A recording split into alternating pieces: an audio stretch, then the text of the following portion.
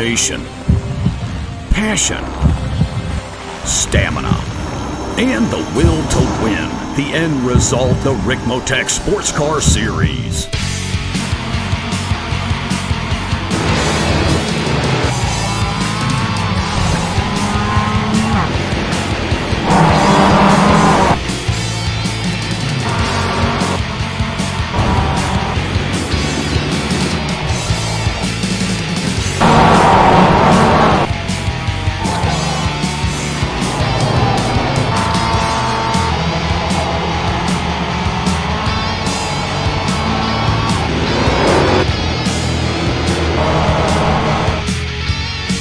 Extreme Motorsports brings you the Ricmotech Sports Car Series, brought to you by Ricmotech, high-performance sim racing equipment, and by Proforma, Elite Texas Graphics, live Mondays, 8:30 p.m. Eastern.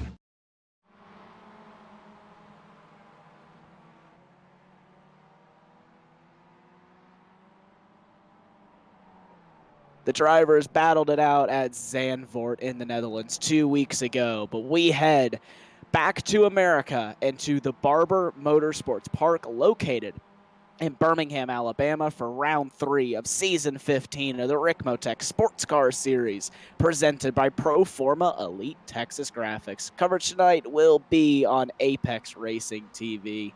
Tyler Maxson in the commentary booth and on production alongside Brad Klink for this 60-minute race. But Brad, we head to this 2.38 mile, 3.83 kilometer circuit located just outside of Birmingham, Alabama for round 3 of what has already been an action-packed season. Yeah, hi Tyler, hi everyone. Thanks for having me on board. First time on this series, so it should be exciting to watch and to call. And yeah, Barber, he's a fun little track. Doesn't have the high speed nature of some of the other tracks, but you're very busy behind the wheel here. There's lots of camber change and a little bit of elevation as well to keep the drivers on their toes, and a lot of slow corners and exits, which can make tire conservation come into play a little bit. Probably not so much with the Mazda, but definitely with the Mustang. Yeah, definitely a lot of tire conservation these drivers will have to do in this race. You can see 25 degrees Celsius track temperature with about 18 kilometers of wind. So we do have quite a bit of track temperature as well as 29 degrees Celsius. But we do have a bit of high track temps and a bit of wind to play into effect for the drivers. So that should, or maybe actually, could come into play a little bit later on. With how they work the strategies on fuel, whether that becomes a headwind or a tailwind for the drivers, can definitely change up the calculations, especially on those Mazdas, where even a gallon of fuel in those cars, let's be honest, can cost you seconds in the pit lane. And we know that these races usually are won by tenths of a second, so you can't really afford to give up a 2 or 3 seconds in the pit stops. Yeah, the Mazdas are definitely a car where you really have to maintain the momentum in those things. So slight little errors will cost you, because the racing's quite usually close quarters, and that tailwind, if you've got a tailwind into the corners which have the downhill braking area, that just makes those tricky braking areas even more challenging. So it'll be interesting to see how the drivers cope with that today. We have just a few minutes left in practice, and with that, we are going to hand it over to Kevin Ford, who takes you around for our track guide tonight. Welcome, viewers, to Barber Motorsports Park here in Birmingham, Alabama. Great to have you with us today for your track guide in the Ford Mustang around this beautifully landscaped 2.38-mile road course. A road course that actually opened in 2003 as a motorcycle racing track, and to this day still is the home of the world's largest motorcycle historical museum. It sits just outside of Turn 8 down here, which we'll show you momentarily, but it didn't take long for the auto racing industry to get its grips here, and since 2010 the IndyCar series has been featured here at Barber Motorsports Park. So let's go ahead and head down your front straightaway here to Turn 1. You're going to see why I refer to this course as the roller coaster of road racing, as there's a lot of elevation changes at this course, and Turn 1 is certainly one of them. Coming down here into Turn 2, you're going to have to get a nice wide entry here carry that radius and momentum down the hill and back up the hill into turn 4 and onto this short straightaway. A lot of passing opportunities coming down this hill into turn 5. Drivers will get hard on the brakes as they come down into this real tight 180, which opens up on exit. A lot of throttle control out of here, so you don't break that back end and that traction loose. Coming around 6 here, we will head down another short straightaway to turns 7 and 8. This is a tight corner here. It's a tight chicane downhill to the right. Drivers will have to get hard on the brakes to make this exit. There's the museum up on your left up there. Coming out of turn 8, we will head to the 9-10 fast chicane on the backstretch. Very important for drivers to not take a lot of curb here. Make sure they get a good run through this section. One of the fastest portions on the course. Coming down to the 11 and 12 section, which is the roller coaster area, drivers will come down through here very fast, up over this crest, right to the edge of the track, down into 13, and up this fast entry into 14. Drivers will be hard on the brakes going down through the gears. They want to stay tight on exit to get that wide entry into turn 15 to get a quick run down that front straightaway. Beautiful course, and we appreciate your time with the track guide here at Barber Motorsports Park. Thank you for watching.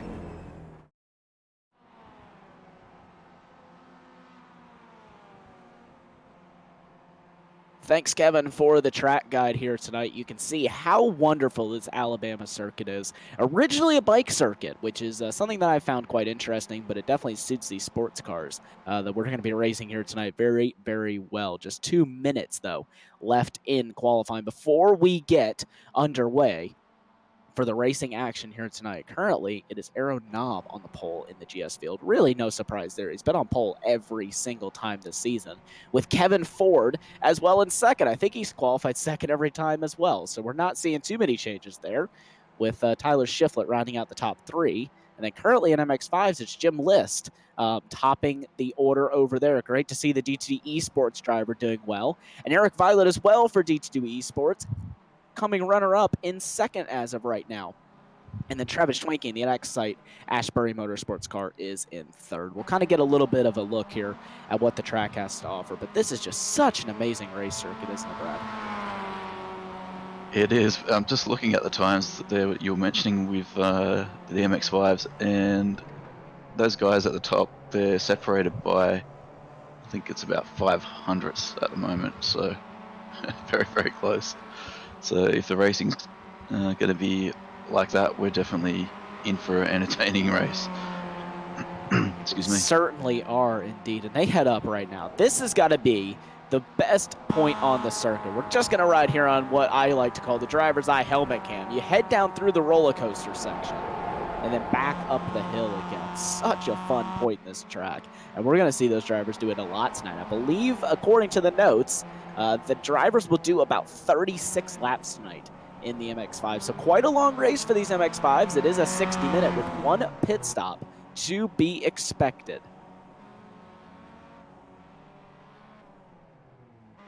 So we're just a couple seconds from ending the quali session here, so the grid will be set. We won't be too far away from having a start. Just looking through the field here, the D2D esports team are pretty well represented tonight in the MX5 class. We got 5 cars running there, so be interesting to see if they try and employ any tactics, try and help each other out at all. Being new to the series, I'm not sure if that's something that they try to employ. It's definitely something that we have seen in the past, and it's something that a lot of drivers, though, I don't think are very much of a fan of, because we do often see teams fighting it out quite aggressively here. And but it is good to see, though, the D2D esports cars towards the front, again, like they were just about, I think it was 2 seasons ago, they were right up at the front, and even mainly last season. But great to see them back up there. They haven't had the best of runs so far in this season thus far, but great runs here so far in Barber Motorsports Park. We head back to America. We were just in Zandvoort last week, which, can I tell you, was an amazing race. And if you haven't watched it, I would highly recommend going back and watching that one and getting yourself up to grips with how the championship plays out and everything like that. The ST battle in that one was absolutely insane. So we can expect to see another amazing ST battle. And I think that we're going to see some battling even in the GS field as well, just because of how this track promotes that tight, close quarters racing. Yeah, there are some similarities between this track and Zandvoort, with this being not so wide compared to a lot of modern tracks, and with those changes in camber, even sort of mid-corner, some of these corners here, there's a transfer of negative to positive camber. And you have that at Zandvoort too. But obviously, this is not really the higher speed sections of Zandvoort here at Barber, so it makes it harder for the cars to get away to really build a gap. So we should see the racing quite close this evening, which should be good. Yeah, we definitely should see some battling, and the race is just about to get underway here from Barber Motorsports Park. The grid is up on your screen right now, and it is Aero Nam who takes the pole over Kevin Ford. Tyler Shiflett will line up in the third position with Jeff Jacobs in fourth. Cameron Martino in fifth with Steve Daniel in sixth. Rush Ruddock in seventh. Eric Holland eighth. Raymond Bader is ninth, and rounding out your top 10 will be Robert Brist in the RCF racing car. Then it is Lucas Ford in 11th, and rounding out your GS field. And then as we move down the order just a bit, you can see Jim List on the pole in the MX-5 alongside Eric Violet. Travis Schwanke in third with DJ Alessandrini in fourth. John Allen is fifth. Mike Dam sixth. Jacob Beasley is seventh. David Payton is eighth. Chris Thorman in the ninth spot. Then as we just move down just a little bit farther on the grid, that is actually going to round out your grid. No, it isn't actually. Bobby Childs will be in the 10th spot. Linda McMurphy in 11th. Jordy Fike in 12th. Greg Mack 13th. Mitchell Peak in 14th. Greg Brockway 15th. Prashik Prevanos in 16th. And it will be Elvis Rankin rounding out the grid in the Little King racing car. And that is going to be your grid of drivers here tonight. We have right now, Lewis Loper is going to be rounding out your grid of drivers here tonight. But right now, we have 29 drivers set to go here racing from Barber Motorsports Park. It is going to be a traffic-filled race for these GS cars. Yeah, we'll see how much of a gap they leave between the classes at the start here. If there's quite a gap left, then it won't take long for the GS guys to encounter traffic. I think the difference in lap times between the classes is in sort of at race spec, I expect to be about 4 to 5 seconds. So looks like we're just about ready to go green here. So we should be just about ready to go green here for round number 3 of the Ricmotech Sports Car Series. The pace car rolls away, and it will be Aero Nam who will lead them down, and he will set the pace here once the pace car pulls off. But we have an entire formation lap here, which is not something that we actually typically see at a lot of these tracks anymore. Usually they're just lining up and down the back straight. But Barber is one of those tracks where you get to admire the scenery going slow here. A lot of these drivers won't be going this slow again for a long time in this race. So it is a nice time just for the drivers to kind of take in the scenery around the racetrack, I guess, and get familiar with what they're about to go racing here for 60 minutes of action tonight. We have one of the rare occurrences on our racing where we have the race car and the pace car looking very similar as well. So it's nice to see for something a bit different. Yeah, it definitely is a little bit different. Here is your ST pole sitter, Jim List, also known as Andrew List, as you will kind of see that a little bit later on in the broadcast. You'll get to see an amazing thing that they are doing over at D2D Esports and also on their rear-wheeled cars at D2D Motorsports. And if we head here, let's try and get a rear-facing camera. You can see Nick's Dog Treats. You'll hear about more on that a little bit later on in the broadcast. At about the 20-minute mark, we're going to go to a quick ad break. We'll go non-stop action on Apex Racing TV at that point, and you will get to hear all about Nick's Dog Treats and the things that D2D and D2D Motorsports are doing to help out that. So absolutely amazing, and highly recommend that you stick around to see what all of that is about.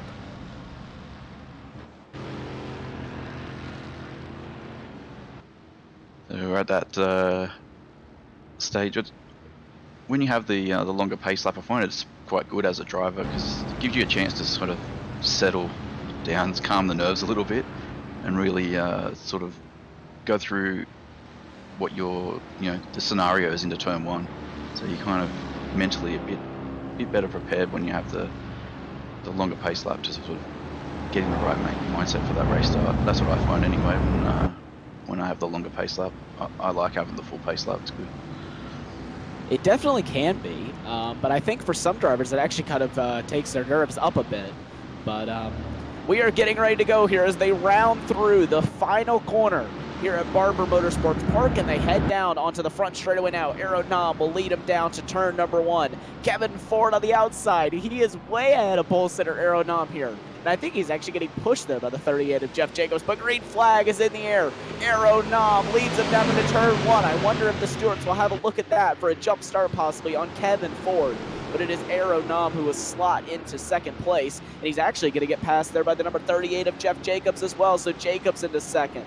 And it will be Aero Nom down to third, but Kevin Ford has got a great start with 6 laps ahead. Yeah, switching across to the MX-5s, you can see they're packed together quite well for the start. Nice formation. Now heading into turn 1 here. Hopefully we don't have too much trouble. The D2D Esports car side by side here through turn number 2. It's the long, fast, sweeping turn 2. And it will be Eric Violet, actually, who will take the lead. But his teammate is not giving up, though. He's still on his outside. Look at Alessandrini trying to make a 3 wide down into turn number 3. Is there going to be contact? There is not. And Alessandrini has to get hard on the brakes to not hit into the side of Jim List. Alessandrini, look at him. He will go to the lead here. Will he actually, though? Look at them already 3 wide. These guys are not messing around on the start. Yeah, plenty of action. Still 2x2x2 here towards the front of this pack. Coming into this tight right-hander downhill. Lots of positive camber on the transition there as well. And there you go. You just saw there at the bottom of your screen, race control. The start is under review. So the start is under review there by race control. I wonder if they'll be looking at both the MX-5 or the GS start. We'll have to wait and see what they think. Still 3 wide, though. Alessandrini wants to get up into second place, and he will do so. But it will be Eric Violet down as inside. He will actually take the position there from Alessandrini. But Willie, you could see them flying down the hill at the exit of what I like to call, I think it's actually nicknamed the roller coaster section, but it definitely is. And all the drivers really getting slicey and dicey here on lap 1. But look at Kevin Ford and Aero Nom. They're going to go side by side out of turn 4. Yeah, it's both classes putting on a good show through the first couple of laps here, and some good respectful racing too. Looks like pretty much everyone's leaving just enough room where they need to.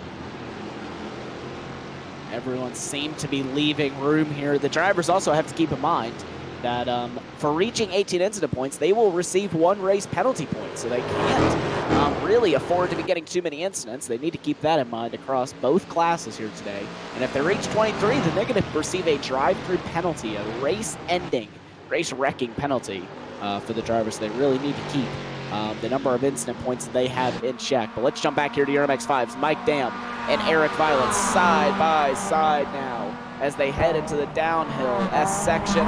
You can see there all the drivers really abusing that curb as they head down the hill. And it will be Mike Dam, though, who will take over the 3rd position. Travis Schwenke all over the back of Eric Violet as well. Violet is about to get swamped here by these drivers.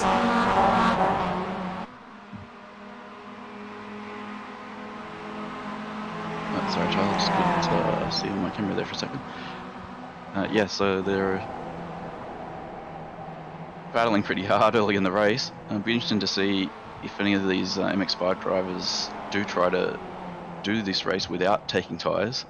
It may be possible. They'll definitely have to stop for fuel though. But if they're going to try and do that with the tyres strategy, they have to keep in mind early in the race not to take too much out of them and been some quite fierce battling, but it's just starting to settle down into single file now. So some of those drivers may be able to consider, what they're going to do with the tyres now that the things are settling down. It's definitely a possibility. We've seen drivers in the past take no tires, and it is something that we can see actually quite often here for the Sports Car Series. I wouldn't be surprised if we do see drivers take no tires, but over in the GS field, I'm pretty sure that they are going to almost have to take 2 tires here. It's very, very tire dependent is Barber. You do put a lot of strain on the tires, being that you are at full speed for so long around this circuit. There's really not a place where you're doing a whole lot of tire management, I could say. You could be easy on your tires in some areas, but a lot of places on this racetrack really require you to use up those tires. I wouldn't be surprised if we see most of the MX-5s actually taking tires in this race. Yeah, the GS guys will definitely have to take rear tyres, that's for sure, coming out of all these slow corners. Lots of acceleration zones. So. And the bumper cam's great view. Here you can see the undulation and the changing camber. This last sector of the track really reminds me of Mid-Ohio too. It's a similar track layout in the final sector coming onto the straight here. It really is, actually. That's something that I never noticed until just now, is that it really is actually quite a lot like the Mid-Ohio Sports Car course. But what's happened to Chris Thorman here? He's dropped back quite a bit on the start so far. He hasn't had the best of starts. You can see the gaggle of cars just ahead of him. So this looks to be the battle for, I would say, about 8th on back. It's pretty much battle for the best of the rest right now. Bobby Childs and Greg Mack side by side. And it will be Greg Mack who will ease out the D2D Esports driver and will move himself up into 12th place. Mitchell Peak and Elvis Rankin as well going at it. Rankin, keep in mind, started way deep in the field, almost dead last, and now he's battling for 8th place. Round the outside goes Elvis Rankin. He isn't going to be able to make it work, and I think that was actually Lionel McMurphy also looking for a move, not able to make that one work either. But let's actually jump back to the battle for the lead. Alice Andrini has closed the gap to Jim List. It is now within 0.4 of a second. Yeah, it's there's not a gap over a second in that field until you get down to Eric Violet. So the top 5 all pretty close, and one little mistake from a couple of these drivers at the front here, and yeah, they're going to tumble down the order. Well, we can see Alice Andrini. He's having a look at it down the inside here. Can he get it done? Oh, that was very tight. It's still looking. He's going to be on the outside into the final corner here. He has to back out of it. That brings Mike Dam a little closer to him as well. So see how they come into turn 1 here. It's getting closer and closer as they approach the braking area. It's yeah, great driving by all 3 there.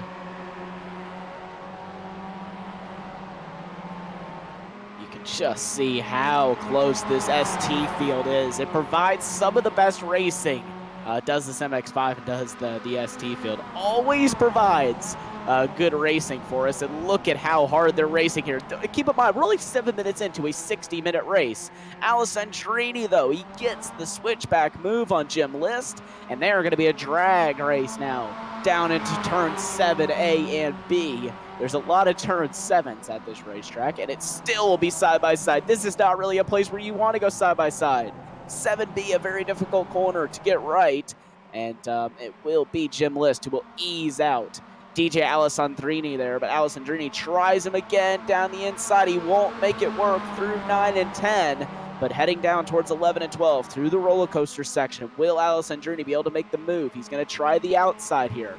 Very difficult. It will turn into the inside, though, for turn 12, and it will be Alessandrini. He gets him side-by-side up the hill. Mike Dam is going to make it 3 wide here as they head through turn 13 and 14, and it's Jim List spun around. Contact. Jim List is around in the contact, and he has lost out the most. He goes from the lead down to 7th. Yeah, that was intense battling there, and Castillo is right at the front here. You can see it was kind of almost inevitable that someone was not going to come out of that so well. Here we go. We're going to go on board Oh. here. There's just that little bit of a touch there, and I think he actually clipped the grass, which is really what sent him around. It's right on board with him here, so you can see there's the contact that sends him out wide, and yeah, just touches the grass and spins it around, but I wonder if race control will have a look at that. Good job, though, to all the drivers to avoid him and not make contact with him further, but I wonder if race control will have a look at that, because that is definitely some contact there that ended up causing him to get out that wide, but I think in the end it was down to Jim just tapping the grass there just a little bit, and that's all it takes really here to send the car spinning, and whenever you do, you pretty much spin around in dramatic fashion.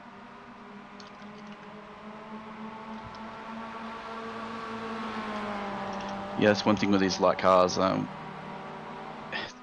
It's if you have a little bit of a slide, you can get it back if you've got quick hands. But once they get too far around, it's really hard to bring them back, and they rotate around really quickly, being quite a short wheelbase too. So not much Jim List could have done there to try and hang on to that car with that contact. Yeah, they are a very difficult car to catch if you get it a bit too far. But if you do have a little slide, you can catch it quite easily. But once you get it as far as Jim listed, it's pretty much gone at that point. You might as well just try and get it turned back around as fast as you possibly can. But at least he is still running in this race. He hasn't lost too much time in that whole ordeal. Look at this, Georgie Fike trying to defend, or trying to get by, Lyndon McMurphy. McMurphy having to defend here into turn number 3. And it will be George Fike who will get ahead of Lyndon McMurphy there. Now he sets his sight on Mitchell Peak just ahead of him. And 3 more seconds up the road is Rankin and List. So I wonder if Elvis Rankin here, the open class driver, I wonder if he is going to try and get himself up into the top spots by following Jim List. And there you go, race control is confirmed. No further action between cars 61 and 91. That is Alessandrini and Jim List. So there'll be no further action for those drivers. Yeah, racing incident. I mean, obviously it didn't look like there was anything Elvis Rankin's around.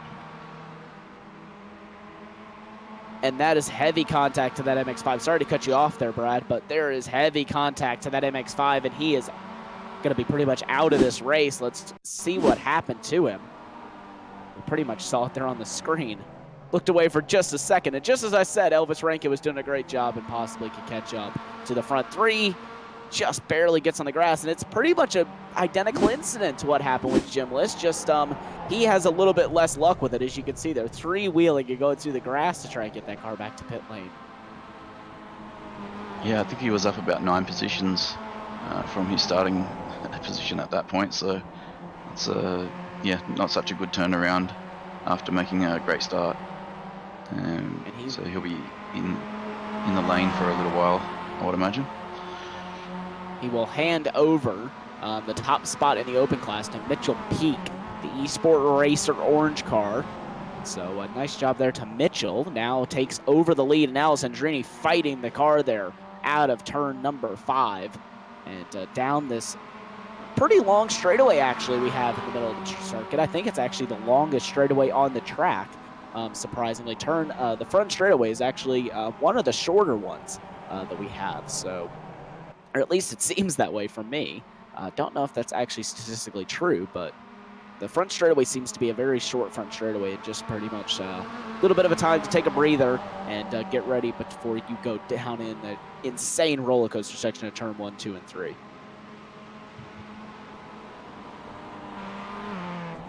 Yeah, here we go. The guys in this TS pack, they're still pretty much follow the leader a little bit at the moment. I think they've tried to settle down a little bit since the issues we saw just before. It's only 13 minutes or so into the race, so still a long way to go. And they've got to start thinking about, how they want to plan out their the rest of their race. But it's like Violet having walked down into turn 1 there. Let's see. Let's jump back here to Eric Violet. Too much has gone on for him so far in this race. He's had a pretty lackluster race, to be honest. He's actually lost, though, 4 positions. He started in the 2nd place and then lost a bit of positions, and now he's following his teammate, David Payton, right now. But he has a 5-second buffer back to his other teammate, Jim List, who's had an even worse start to his race, down 6 positions from where he started. He is currently down in the 7th spot after having that little bit of a spin there. But is Mike Dam going to look for a move here? Down into 7. They head down the curbing. Mike Dam not close enough this time, but will he try to make a move through the roller coaster section of turn 9 and 10? I don't think he'll be close enough. Yeah, we can see that instance just popped up under review as well. From a message from race controller there. Another incident under review. Let's jump back to your GS field. They're battling it hard out there for 6th and 7th. Russ Ruddock trying to defend here from Steve Daniel. Raymond Bader and Derek Holland in that one as well. Daniel's going to now look to the outside and to the inside. He can't find a way around Russ Ruddock.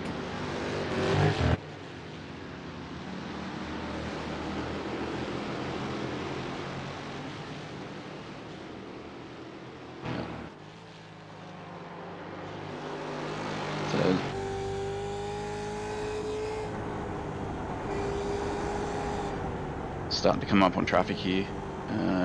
Error now. So it'll be didn't take too long. We're only, as I said before, about a quarter of the way through the race, so should be interesting to see if this GS battle gets affected by that at all. It's able to make it through cleanly in turn 1 there. Aeronom, we know how quick he is. He's 6.8K IR, so he's a very high IR driver here today, but he's definitely one of the best in the field as far as the GS goes, and really in the entire league. Seen him have a lot of success in this league, and you just saw car number 154, Jacob Beasley. A drive-through penalty has been issued for an incident that he has caused, it seems. And there he is, actually, just getting lapped there by race leader Aeronom. So just going to kind of give a little bit of airtime here to these GS cars. They have a little bit more of a spread out field, but the battles that are going on between them are definitely not any less fierce. Yeah, it looks like it's still quite close, down in position 6 and 7 between, Ruddock and Daniel. So, but less than a second there, and Holland's not too far behind either.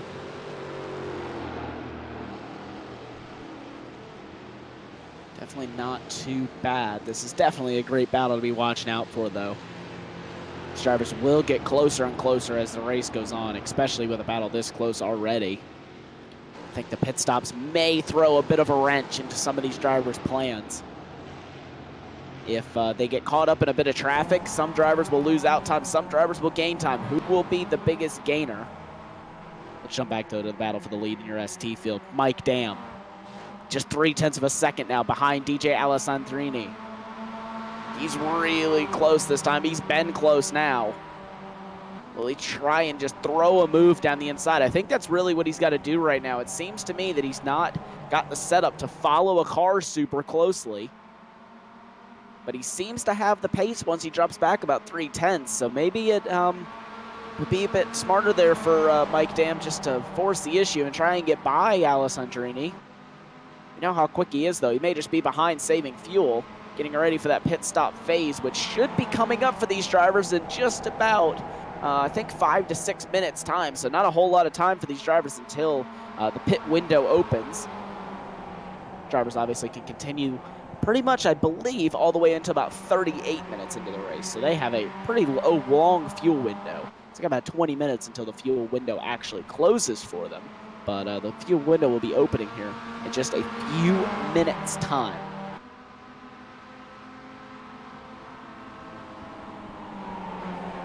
It looked like there was a bit of a gap forming with a group of 3 getting away, and then the others, but you can see John Allen in position 4 there. He's slowly making his way up onto the back of these guys, and Peyton and Violet will be hoping they can sort of get back on terms with this group as well. They've still got a bit of a gap, so yeah, you can see John's he's just a couple more car lengths and he'll be there with the front 3. And then if they do start battling a bit more, then that would give Peyton and Violet the chance to get back on turns with them, and we'll have the 6-way fight at the front here again. So we should have a pretty close battle. We're going to go here in just about 30 seconds. We will go to a non-stop action here on Apex Racing TV for the Ricmotech Sports Car Series. So don't go anywhere once we do go to that. The racing will continue out here on the racetrack. And oh, just as I say that, actually, Alice Andrini run.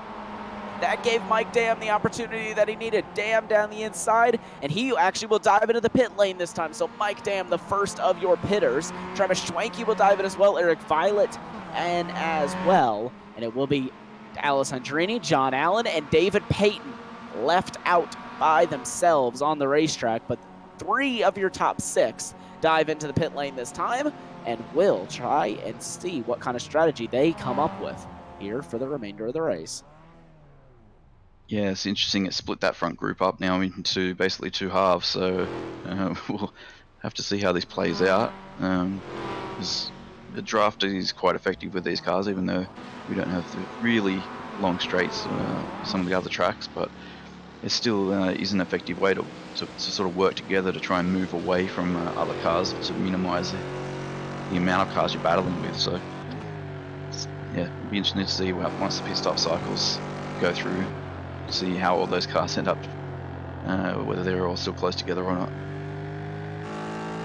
On board with Ryder here, we're just looking back at Daniel and Harlan behind us. Definitely be interesting to see how that plays out for them. But as the drivers get ready for pit stops, and some actually already out of the pit stops, we will go to non-stop action here on Apex Racing TV. Don't go anywhere. We'll be back in just a few minutes' time. Welcome, viewers, to our interview here with the driver of the number 61 in the Ricmotech Sports Car Series, Mr. Jim List. Great to have you with us, Jim, and I have to ask you, a.k.a. Andrew List, explain. Yeah, it ended up happening. My father actually got the iRacing account, so it's under my father's name is Jim List, and I'm Andrew, but everybody ended up knowing me as Jim, so I thought it would be a hassle on changing it. Ah, there you go. So we've all adopted you as Jim, and of course we have an upcoming video here that we're going to share with everyone, and you'll see that everyone is, or that you're being referred to as Andrew in the video, so we wanted to clarify that for all of our viewers. Well, Jim, tell us a little bit about your real-life race team and how that has tied into your sim racing career. So my real-life race team is D2D Motorsports, just like our race team on iRacing. It's D2D Esports Racing, so that kind of ties in really closely with iRacing. I just thought it would be easier to use the name, and we ended up asking the team, and they said it would be perfectly fine. But yeah, basically I started on iRacing because I didn't know a track when we were going to one of our pro races, and ended up finding a friend who had a rig, who actually makes rigs, and we ended up going over there for a couple hours and hanging on the rig a little bit, and then I was like, well, we got to get one of these to practice. So That's great. Yeah, so your real life sponsor has also carried over into your sim racing team car as well. A gentleman by the name of Nick, who we're going to see in this video here as he's presented with this Dare to Dream award. Jim, tell us a little bit about how you and Nick met. I actually saw Nick's story on a local news channel around here, and I saw it and it really spoke to us. Every year we try on D2D to give a car sponsorship to an organization or a group of people that we believe deserve it, and Nick is a great kid and just a wonderful story that he had, and we wanted to put him on the card to give him a little bit more viewing throughout the United States. That's fantastic, Jim. Everything you guys have done with him, and it's just a great story. Let's take a look at that video now as we meet Nick as he's presented with the Dare to Dream Award. So the third weekend of racing here in the 2019 Battery Tender Global MX5 Cup presented by BF Goodrich is definitely a special one. Of course, it's the Alana Long 100. We also just had a really cool presentation take place here inside the Battery Tender hospitality area. I'm joined by Andrew and Nick Napolitano and his family, and a really cool presentation just happened. Andrew, I'm going to kind of let you guys explain what happened. We'll talk to Nick and his family, okay? So we actually saw Nick's story on the evening news, and I called up Nick and his family and asked them if we could put his company on the car for a full season and just help him out, kind of get him started with a little bit of grassroots sponsorship. So we ended up inviting him here because they're from Wisconsin, and we decided we had to give him something because his story is just so amazing, you know, what they're trying to do with their company and everything. So we ended up giving him a Dare to Dream trophy. So I think that was pretty cool for everybody. Nick Napolitano, Nick's Dog Treats. Where did the idea come from to go out and make this business yourself? Well, my business came up when my sister Angel came to visit me, and she helped me come up with it. And we call it Nick's Next Pet Snacks. But now it's called Nick's Dog Treats. Well, you made a lot of dogs happy. Mom, Jennifer, this is a pretty cool situation. What's it like watching Nick achieve such a really cool dream and help people and animals all the time? Well, he just loves it, and we both love to bake, and we both love to help others, so we came up with the dog treats, and we've just been selling a ton lately, and it's just been really nice. And our purpose to do this is so that Nick would have a job when he graduates from high school. And our goal is to be able to open up a shop someday so we can hire other individuals with disabilities once they graduate high school. You and your mom bake them yourselves? Yeah, we do, and I help her. And my dog treats are made out of dried oatmeal, peanut butter, and banana. That sounds pretty good. Can I try a few later? Yeah, if you want to. I definitely want to. Nick Napolitano, his family, and Andrew List. Guys, this is really cool. Recipient of the Dare to Dream Award. Andrew, thanks for making this happen. Nick, family, thanks a bunch, guys.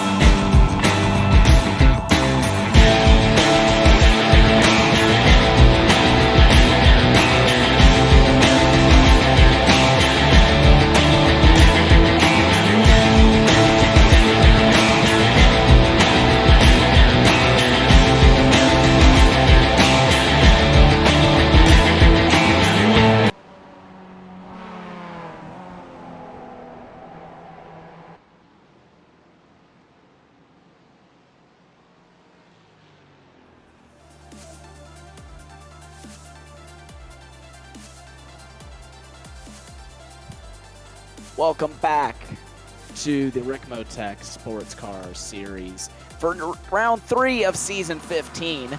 You've just seen there during the non-stop feature, the 2 leaders have actually made contact here. So Alice and Trini actually just got into the back about a minute and a half ago to race leader Aeronom. So the 2 race leaders make contact with each other, and Alice and Trini's missed his box. That's going to cost him huge here. He only had a couple tenths of a second over John Allen, who was also not taking any tires. So Alice and Trini really going to lose some time here to John Allen and to drivers Mike Dam and Jim List, who he was fighting as well. Jim List a little bit farther back, but David Payton, another driver who's fighting. Travis Schwenke going to go around the outside, and he will easily take the lead over those 2 drivers. So Alice Andrini loses time, John Allen loses time, and now it will be Travis Schwenke with a 2.8 second advantage. Now 3 second advantage make that over his nearest challenger, John Allen. Yeah, that's a pretty critical mistake in the lane there, overshooting the box. It's a quick way to lose a position, that's for sure. After doing all the work on track, just shows how important getting those pit stops right is. So we've still got quite a close battle though here between these cars. So it's good with the pit stop cycle that hasn't completely broken the cars up. So we've still got a good battle to unfold in the next sort of 30 minutes for the second half of the race. So keep in mind, we are only, like you said, halfway through this race. There's really a lot of racing left to go on, and you can see the sun is setting here at Barber Motorsports Park. We'll be pulling the weather right now. It is currently 5 o'clock, 5:46 in sim time for the drivers. So the sun is starting to set here. The sun will set, I believe, right up around 8 o'clock, or 7 o'clock, sorry. So we will pretty much beginning just the tail end of sunset here once this race ends in about 30 minutes time. We won't have too much sun left in the sky. These drivers will pretty much be running at night. We should see the lights come on, and right now you can see actually Alice Andrini hasn't lost a whole lot of time for that mistake in the pit stops. He's still within half a second of John Allen, but they are a long way off Travis Schwenke, who right now is 2.6 seconds ahead of these guys. He has blitzed this field. Yeah, you can see that he does have another ST car in front of him there. That's actually Greg Mack in the AM class, but he's yet to make a pit stop. So he's currently up 13 positions from where he started, but we'll have to see him come through the lane pretty soon, I would imagine. So Greg Mack, the ST Open driver, he is currently the overall leader of the race, but that won't stand for very long for them. And I believe he will drop back into either second or third in the ST field. But still, he is currently your race leader, so drivers will have to get by him if they do catch up to him. But I wouldn't be surprised, if we do see him dive down onto the pit lane, either this time or next time by. Because that is quite a long stint for him at 33 minutes. We saw a lot of these drivers pitting right up near the 20-minute mark.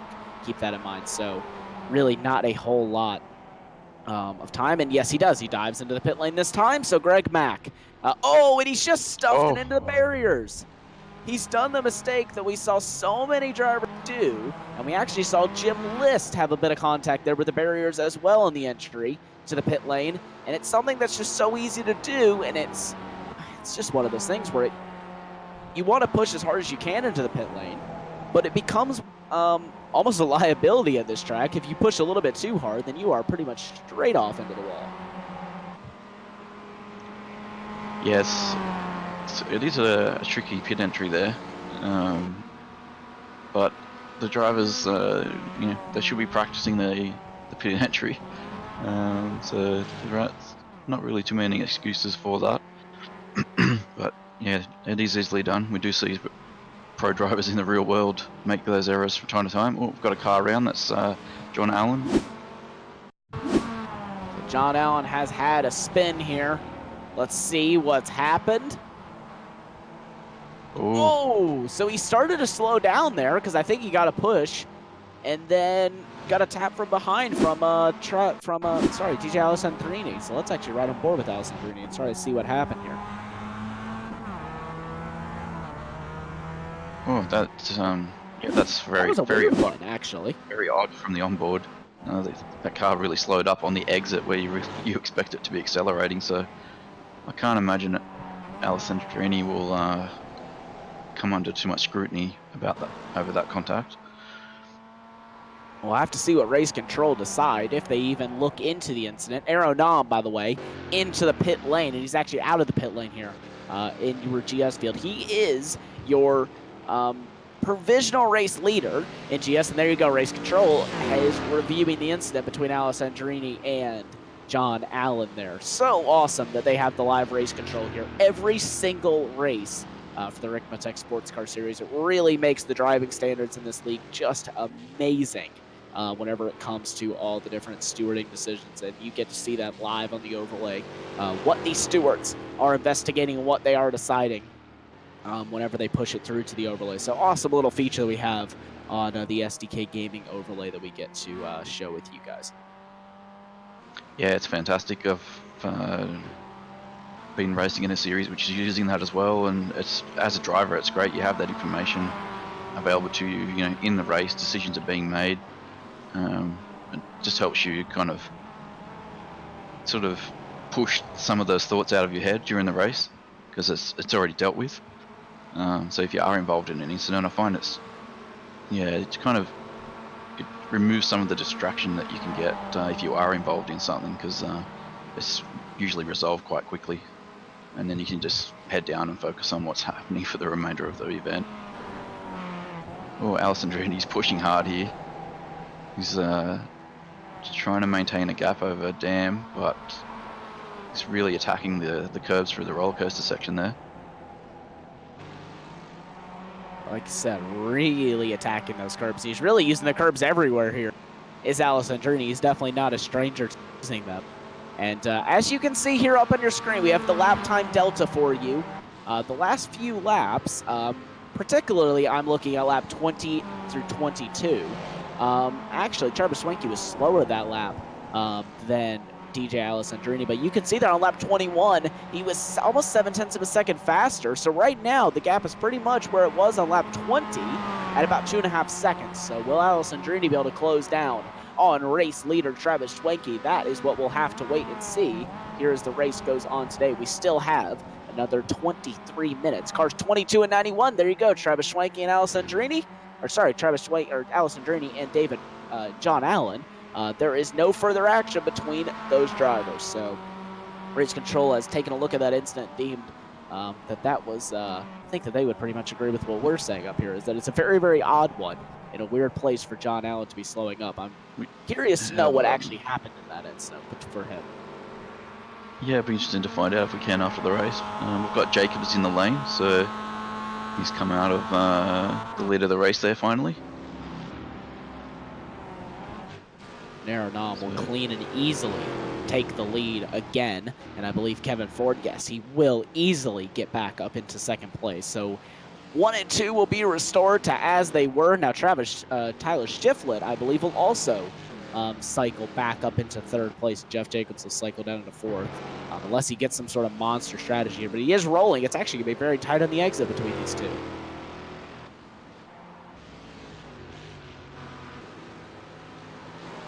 Oh, he's coming out just ahead.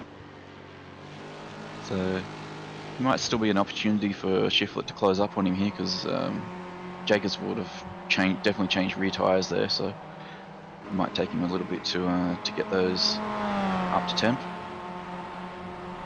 And crucially here, they have come out in front of this ST traffic, so that will not affect either their battle or the battle for the ST cars in this race. So those two getting a little bit lucky there with how they came out of ST traffic, and I think the ST cars will also be very happy that they came out ahead of them and they don't have them lapping them which can cost both drivers a bit of time there, especially where some of the time the ST cars are a bit faster through the corners than the GS cars. So they end up running into the back almost of your GS cars, whereas the GS cars are so much faster on the straightaways and sometimes can't get by through the corners. So that's kind of an interesting dynamic that the drivers have to keep up with as the race goes on. How they're going to deal with traffic for if you're the GS car and how you're going to let traffic by you. Or if you're going to make traffic get by you, make it very difficult on them for the ST cars. So it's just another amazing dynamic that the drivers have to live with in every single race. But also, right now, 0.7 of a second is Alessandrini to Schwenke. He is coming on strong here, is Alessandrini. He's using those 2 tires to his advantage perfectly. So yeah, just while we've been watching this battle, there has just been a note come through from race control behind the scenes here. Just when they looked at the incident between Alan and Alessandrini, they were able to see that Alan had just simply missed a gear on the exit of that corner. That's why he slowed up there. So it's yeah, it's good that that's another good thing with the live race stewards. They can jump in, they can have a look at the footage, telemetry, and then they can really determine what happened and make an accurate decision. So yeah, that was good. Yeah, it is one of those things that I personally love about this league is how they do have somebody in behind the scenes. It makes my life up in the broadcast booth, as well as the drivers, makes their lives just so much easier knowing that you have someone watching over you at all times, and you really can't. It's not a free-for-all anymore. You've got to pay attention and not cause incidents because race control is sitting there ready to hand out penalties when there is contact being made. But Alessandrini, he's closed up to Travis Schwenke, and he appears to have the pace in dramatic fashion over Schwenke. Will he try to make a move here through the final sector? It's a very difficult place to make a move, but if there's any place that he can do it, it's right here. He'll go down the inside. He won't be able to make it through, though. Travis Schwenke will swoop around the outside and swipe his nose, and it will be Travis Schwenke who will retain the lead here. But right now, if you're Mike Dam right now, you've got to be licking your lips right now, knowing that these two are going to battle, and you can get yourself right back up into it. Yeah, definitely. It's when you're just a few car lengths off the battling front, it's always good to see them start to intensify, give you a chance to close up again. And we've got Peyton not too far behind there as well, so it could become a 4-way battle for this class. Yeah. It really could be, but let's look back here to your GS battle. This is actually, they're going through this traffic here, so this GS battle could break up this MX-5 battle just a little bit. It could also bring this GS battle just a little bit closer together as Steve Daniel now 0.3 of a second behind Russ Ruddick, and as they just get by John Allen there in that 22 STMX5. And they'll head down through what is the downhill S section. It's so easy to just lock up or carry a little bit too much speed and end up in the gravel trap. The drivers negotiate it good this time, and they've negotiated it so far a lot through this race. It would be there. We're currently working on lap 26 for these drivers. Lap 27, Aeronom has just now started. But this battle is definitely close. And look at the battle, though, for the lead in MX-5. Alessandrini down the inside of Schwenke. Will Dam try to go with him as well? He is close enough. But it will be Alessandrini who will take the lead. Schwenke will slot into second, Dam third, and Peyton is also right into this draft as well. So Schwenke, he hooks it into the inside wall. Travis Schwenke, and I think that's going to put him out of the race. He just clips the inside wall, and he is out here on lap number 26. So unfortunate there for Travis Schwenke. He went for the lead to now out of the race in just 2 corners time. Could see when he went into the final complex, he was a mile away from the apex, suffering, looked like, from a lot of understeer, and that's what gave Alessandrini just a perfect opportunity to dive up the inside. And then it looked like he just went a bit wide on the exit there, got onto the grass, and just sent him around. But I was just looking before at the pit stop stationary time between Alessandrini and Schwenke, and they're very similar, so I'm not sure there was actually a difference in tyre strategy, but perhaps Schwenke just used a little bit too much of his tyres earlier in the race trying to get away. It's regardless, that was definitely a hard bite into the wall there, and we've got this three-way battle for the class lead, and yeah, looks like Daniel's still trying to chip away at Ruddick. These guys have been like this pretty much the whole race. He's getting very close coming into the final sector here. And we can see Ruddick just sliding a little bit mid-corner.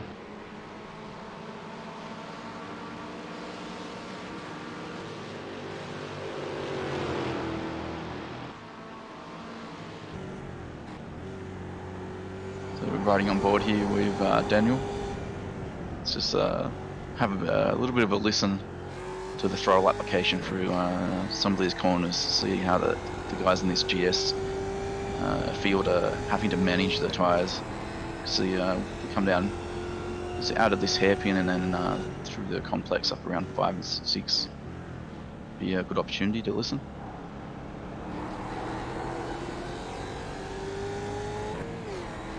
It's also a great thing to see them going through this ST traffic. You can see it's pretty much like a slinky right now is how I would refer to it. It will be Ruddick that gets held up. Oh, Peyton sideways. No. David Peyton sideways, and he saves it. Oh, he's been hit by the GS car of Steve Daniel. Oh, and Allen hooks it around as well. Allen's going around. Is off, and he's almost into the barriers. Lucky that he didn't end up hitting the barriers there for John Allen. But two drivers with two sideways moments, one of them ending in contact, one of them a very lucky, almost hard hit into the wall.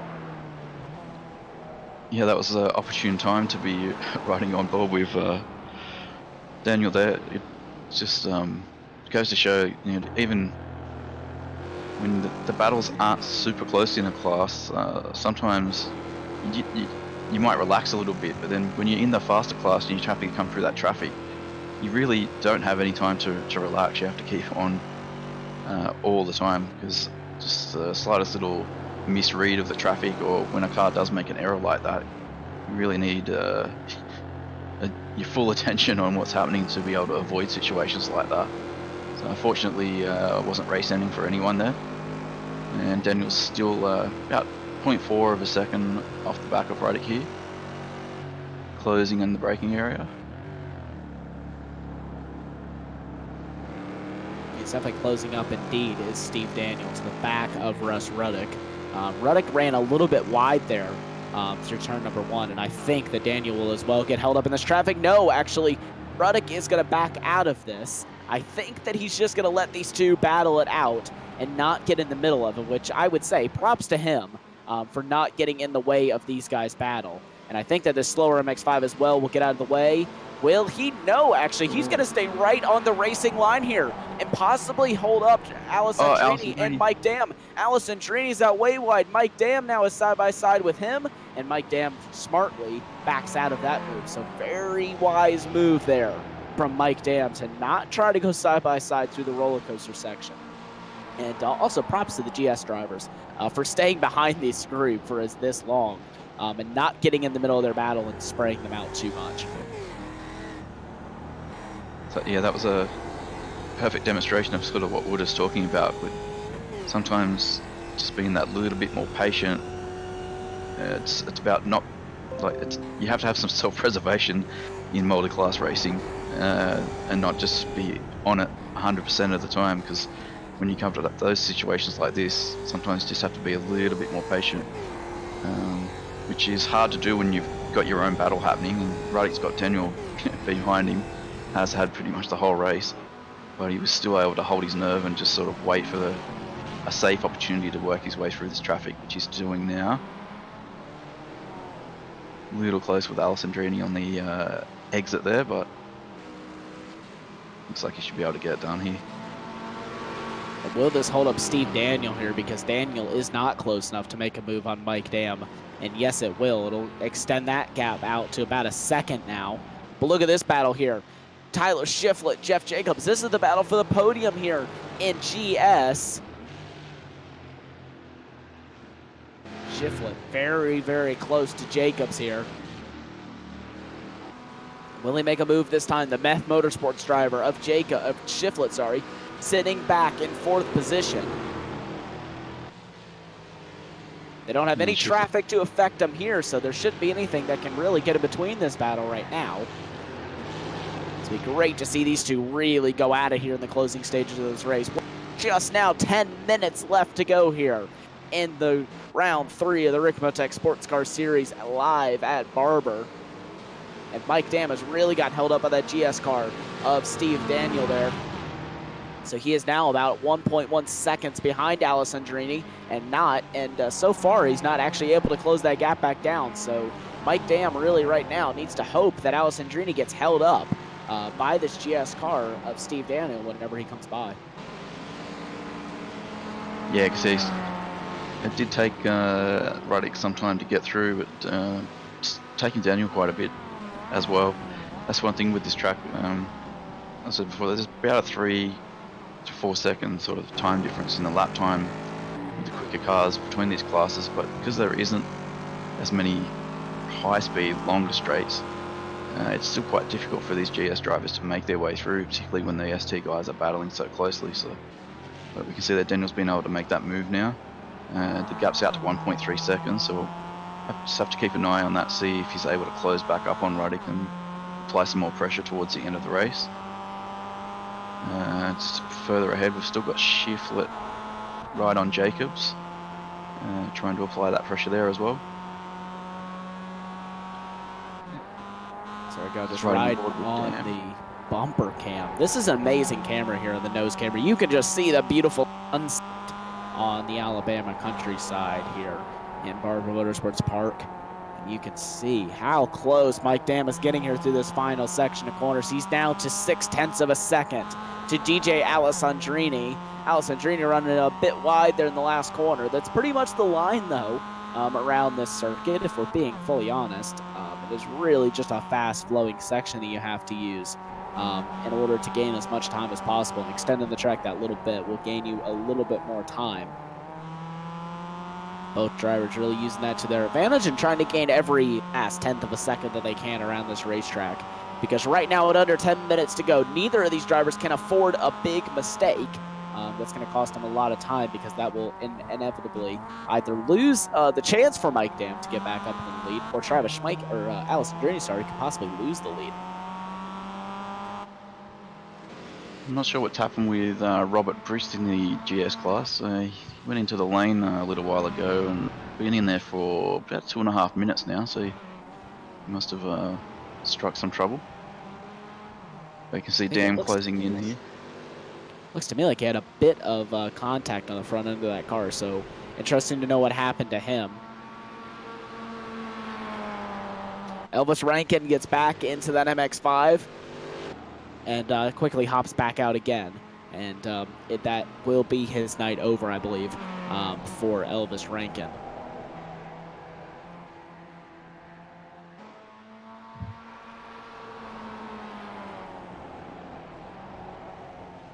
Because Alessandrini, he's likes to hold a really tight line around there. I'm surprised his tyres haven't started to complain about that, because he's really, every lap, really super aggressive in that last sector. I mean, it's paying off for him so far. He's able to hold the gap to Dam for the straight. You can see Dam's able to close up through the first sector here. He's started getting a good run here too. He might have a look heading into the hairpin. He's close enough. Will he try and move possibly down into turn number 7? It's a passing opportunity. It's definitely a risky one, but at this point, whenever you're 18 seconds ahead of your closest challenger, which is John Allen right now for these drivers, it's one of those things where you really can't afford to lose a bit of time and to make a very aggressive move as Mike Dam down the hill here. You can just see how fast they're going.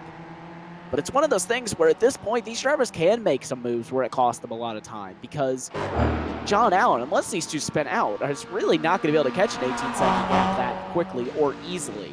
on these drivers. So it wouldn't be a bad idea if they really wanted to start battling it out. They could comfortably do that with the gap that they have. Yeah, when you have that larger gap behind, sometimes taking a bit more risk, that'll come into your mind. It's like, oh, it's unlikely I'm going to lose a position. I don't have a lot to lose here, so I might as well have a go. So that could be what's going through Mike Dam's mind at the moment, as he tries to work out a way to get right onto Alessandrini. So far, Alessandrini's doing a great job of doing just enough to keep Dam a couple car lengths away. Alessandrini got a better run through the straight and turn 1 there on this lap. See, Dam's not quite as close as he was last lap. He is closing a little. Yeah, that 6 and 7 complex, if you keep applying pressure to a driver, that's the spot on the track which drivers are most prone to making mistakes. So if Dam can just keep on Alessandrini, he might be able to pressure him into an error, because it's such a difficult part of the track. Braking, the car's you're still turning, so you're kind of getting on and off the brakes multiple times because you don't want to be holding the brake while you're turning too much there. And plus you've got the camber change and the undulation. So it's, a lot of people tend to overlook just how challenging this tight little track is. It really is. It looks to be a very simple layout and a very simple track, but like you were saying, with all the elevation change and off-camber corners, it really is a difficult track to get right. And it's not necessarily a difficult track to drive. It's morely a difficult track to be super fast at, which is what all these drivers are doing here today. And I can tell you from firsthand experience driving this place in real life and on the sim, it is a very difficult track to get fully right. As you can see, the headlights pop on here for the drivers as we head into the final 4 minutes of racing. One driver, though, that we really haven't given a whole lot of airtime to tonight, as he has been out in the lead comfortably since the beginning, is Aero Nam, the Team Bushfink driver, leading this race right now by 15 seconds over Kevin Ford. That's a monumental gap. And as long as he just keeps that car intact here for the final few minutes, he should come home with his 3rd race victory of the season. What an impressive streak he's gone on here so far. We've seen it before in the past, and he is doing it again, starting off the championship with another commanding start. I believe last season he was only off the top step of the podium 1 time. If that tells you anything about Aero Nam and his pace in the series, he is one of the best, if not the best in the series right now. And it's just so impressive to see him drive. And can't say enough good things about the guy, honestly. He's so good at what he does in that Mustang. Yeah, I mean, the other drivers could get frustrated by the fact that that Aero is so dominant, but it also gives them a great yardstick to measure themselves by and something to really aim for, because when you've got a driver on the grid that's up towards 7,000 I rating, they're very serious operators. So if you can just keep them in your sights or gradually get closer to them through the season, it gives you a great sort of point to measure yourself from. So I'm sure Kevin and Jeff, Tyler, the other guys are thankful, even though Aero is taking the top step of the podium. They'd be thankful to have him here anyway, just to really measure themselves against him. And it just gives them something, to motivate them to keep working on their driving, trying to improve. Pretty much nailed the head in the coffin there. I think that's saying at the least. But yeah, you really hit that one home for the drivers. I know from what I get here from and how good he does every single week. And like you said, he's just amazing benchmark for these drivers to be able to benchmark or to mark themselves on and kind of keep track of their progress on how they are progressing as the season goes on. Because if you can get gradually closer to him and get near his pace as the championships and the seasons go on, and even throughout the season, then you know that you're really getting to be one of the best in the league. So it's something that a lot of drivers will be motivated towards. And at least from us up here in the commentary booth, I love to see Arrow out there racing every single week. He's here every single week at I think what is about 2 or 3 o'clock in the morning his time, but for some reason he still likes the season or this championship, and I think he's been going on now for 6 seasons straight. So if that tells you how much the guy likes the championship, he's done it for 6 seasons now. So we just ticked over the 1 hour mark, so looks like I think this should be the last lap that Arrow's coming around to complete now, I believe. So Arrow Nam rounding the final corner, and he will take victory here from Barber Motorsports Park. Arrow Nam on the top step of the podium here for the 3rd time this season. That's his 3rd straight win this season so far. And I would believe it's probably his 6th or 7th straight in a row in the series. Awesome drive by Arrow Nam. He picks up the win, but the battle in the ST cars is still not over. Mike Dam is close to Alessandrini. Will he said what? He's still got some time to do it, but it's going to be an aggressive last lap for these two. Yeah, both getting super aggressive on the curves through that complex there. Dam's, he has got a great run out of there. He's got a good exit, heading down through the roller coaster section. But we've seen Alessandrini being so strong in this last sector. It's going to take something very special for Dam to get past. Closing, backs out of it. Dam with an amazing run here up the hill. No, Alessandrini actually gets a better one, and that I think is going to be the move that decides the race there. Mike Dam a little bit earlier on the turn-in, and it will be as they round the final corner. If Alessandrini can hold on now for one more corner, it will be DJ Alessandrini. No, it will be Mike Dam. Alessandrini runs out of fuel on the line, and it will be Mike Dam who will take the win here by, wow, that was close. 8/10 of a second, sorry. It was for Mike Dam over Alessandrini, and actually, I gotta just wait on the timing screens. There we go, they just now have updated.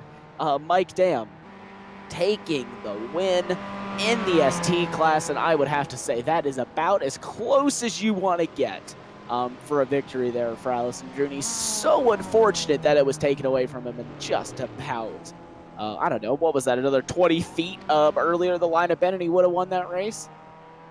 Yeah, well, we didn't see that coming, but that might explain why he wasn't pulling away from Dam. He might have been doing a bit of lifting, coasting, and that, which we didn't pick up on there to try and just get himself across the line.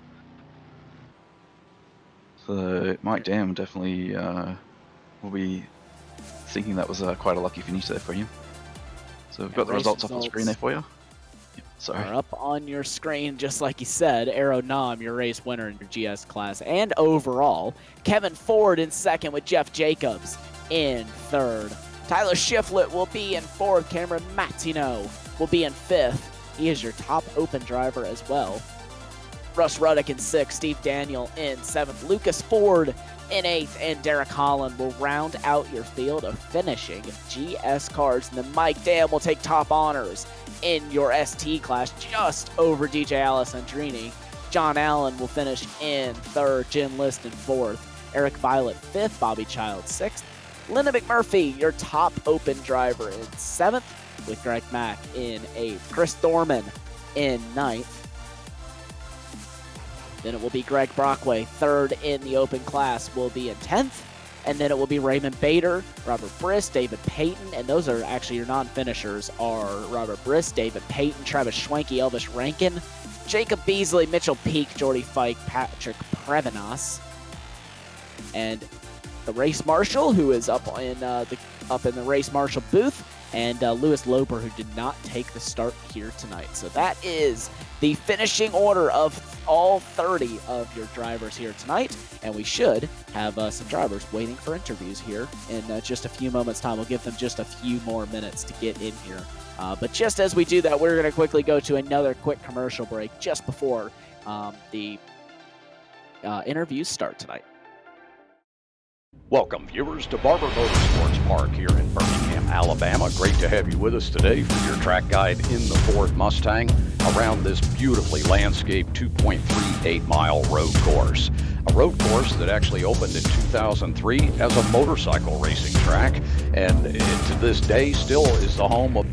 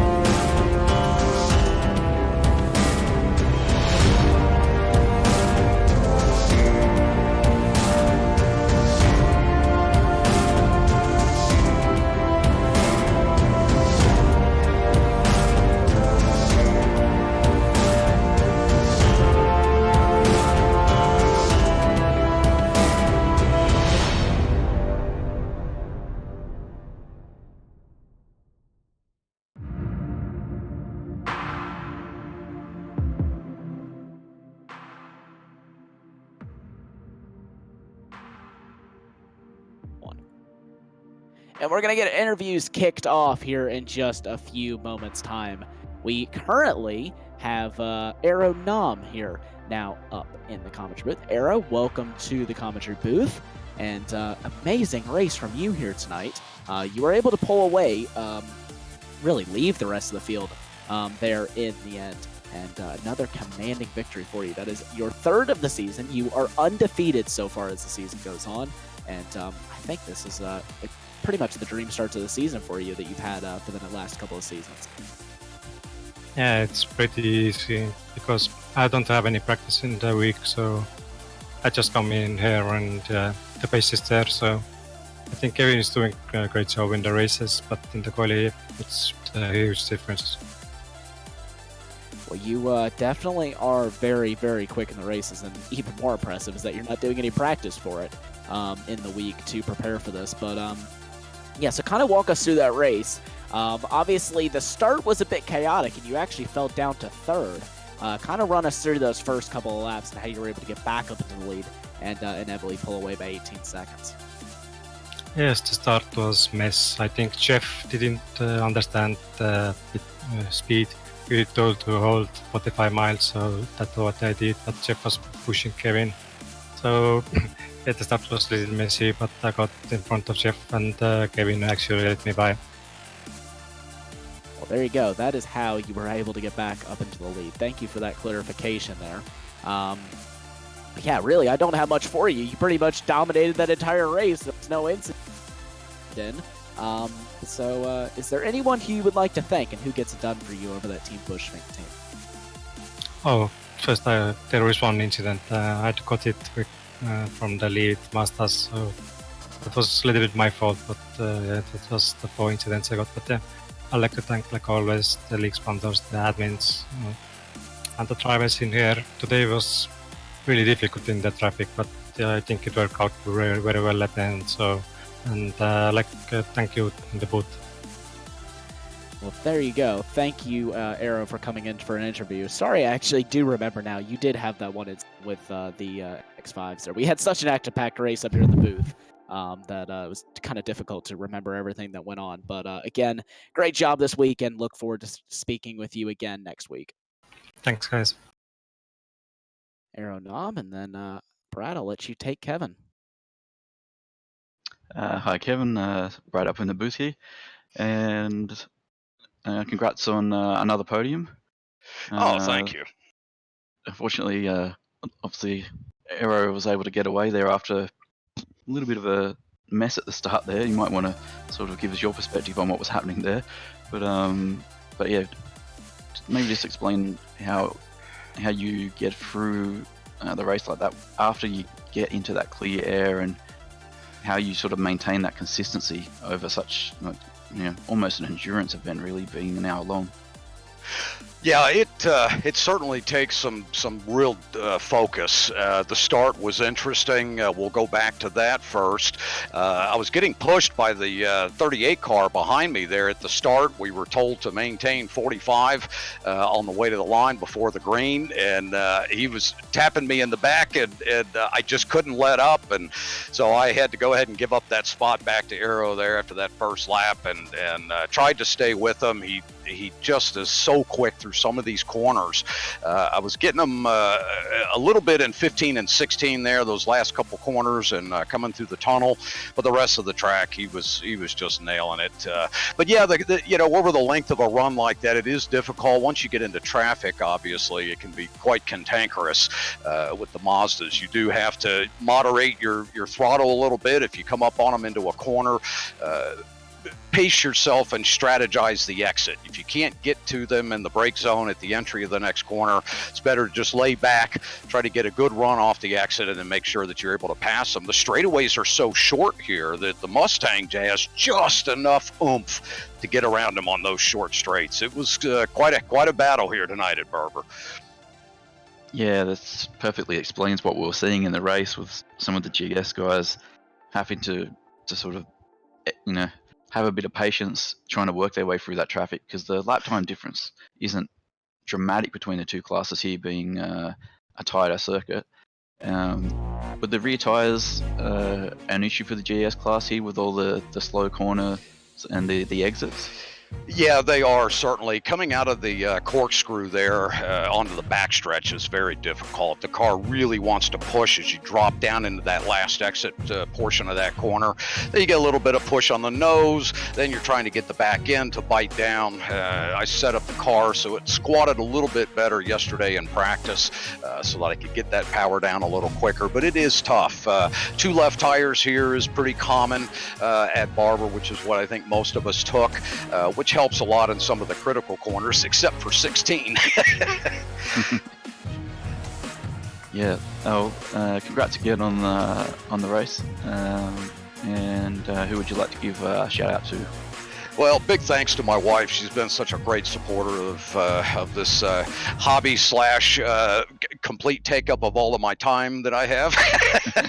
But yeah, so a big thanks to my wife, my family, all of my folks out there. Appreciate them watching, and all of my friends. And of course, the support of all the staff here at Extreme Motorsports: Jeff Jacobs, Russ Ruddock, Bobby Childs, who does all of our graphics for us.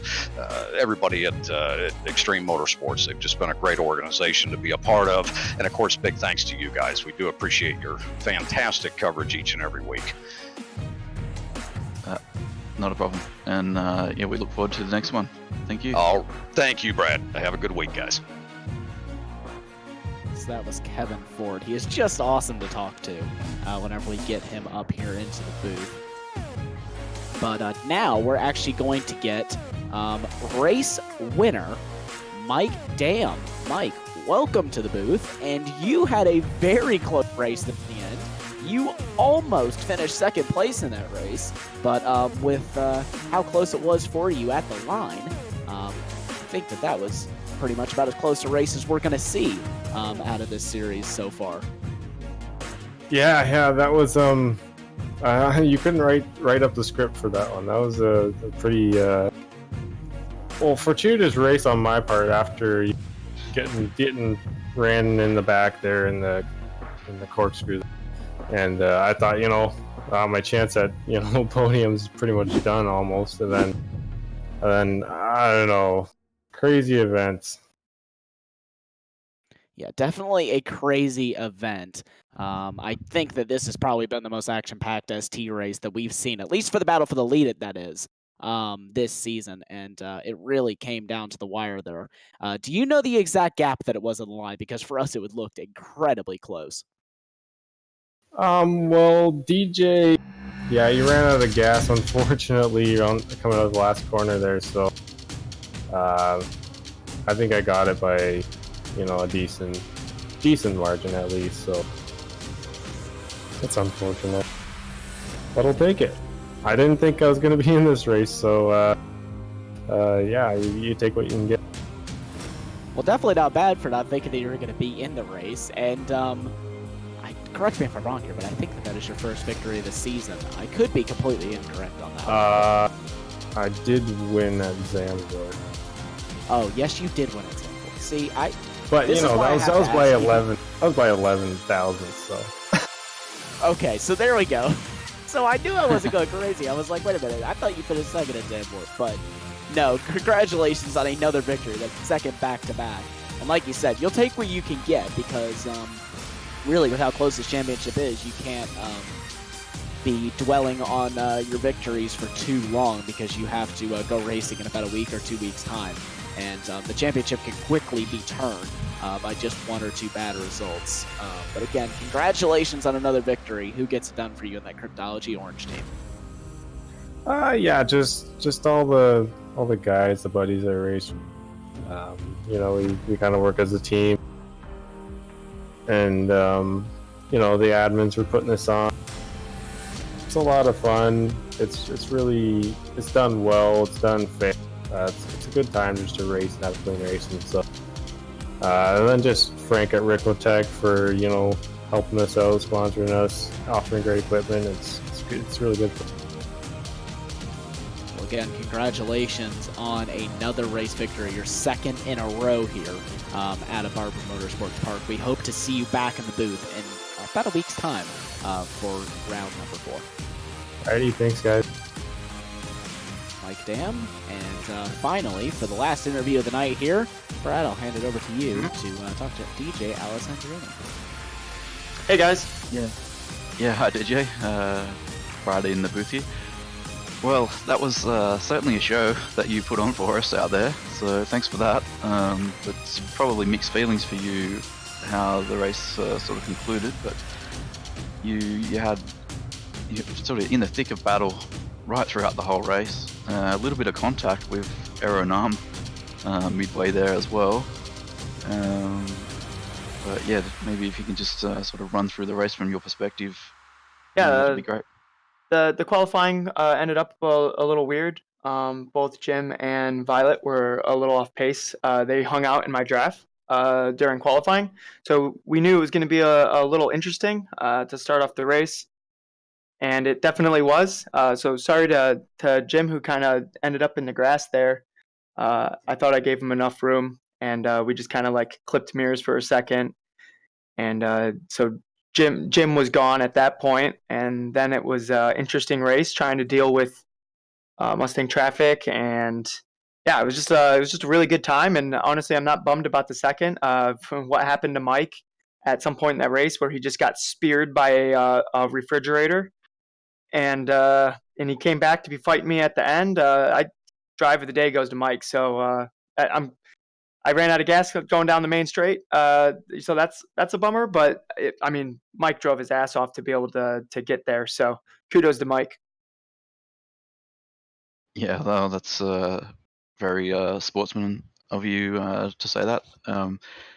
Were you like how late in the race were you aware of the fuel situation? And then we weren't aware of it obviously in the booth, but I couldn't see that there was any sort of lifting and coasting happening. But is that something you were trying to do in the closing stages, or were you just fighting it as hard as you could to stay in front of Mike and just praying that it would sort of, you know, just get you across the line?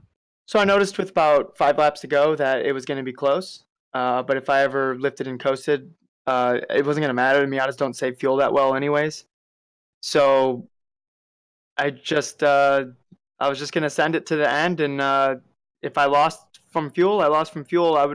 I'd rather lose from fuel than lose because I lifted and let him by and couldn't get back by or something like that. So I'd rather just enjoy some good racing and hit some marks and set some lap times and see where the where everything lies at the end. So Yeah, oh, that was certainly a good show for us in the booth. There was plenty to talk about, and I'm sure the viewers at home enjoyed it just as much as we did as well. Just closing comments. Is there anyone you'd like to thank? I just want to thank Grid Life and all the people that are part of it, and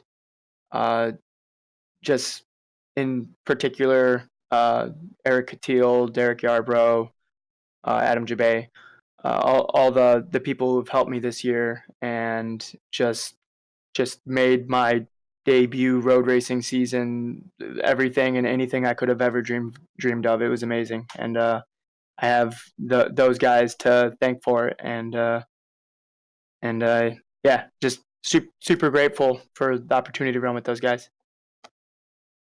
No worries, and we look forward to seeing how the championship evolves from here.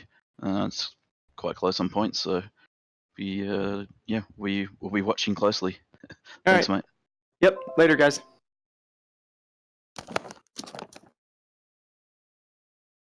Well, that was DJ Alessandrini.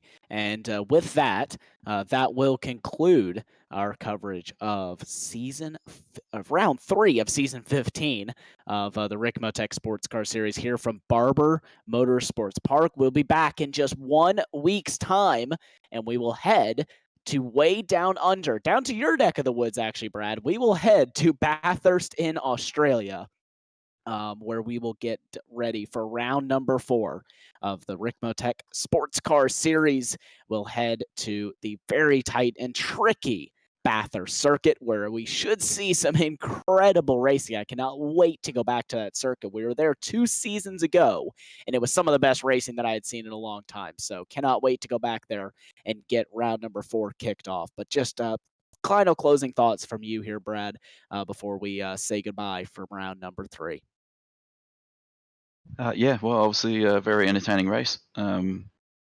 Barber's, as we sort of discussed before, maybe a little bit unappreciated in amongst the community, but I think it's a great track, really challenging, and we saw that with the drivers tonight.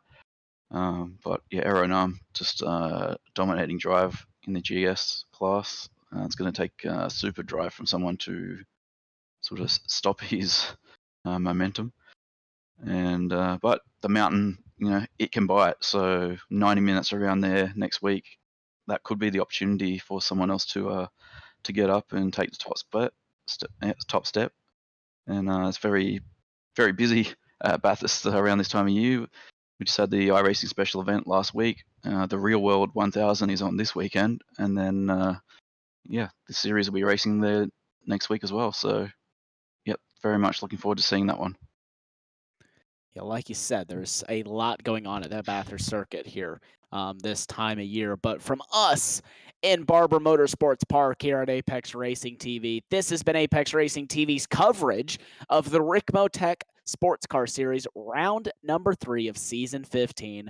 We hope to see you again soon in about a week's time for round number 4. From us here at Apex Racing TV, from all of us here at Apex Racing TV, we'll see you next time.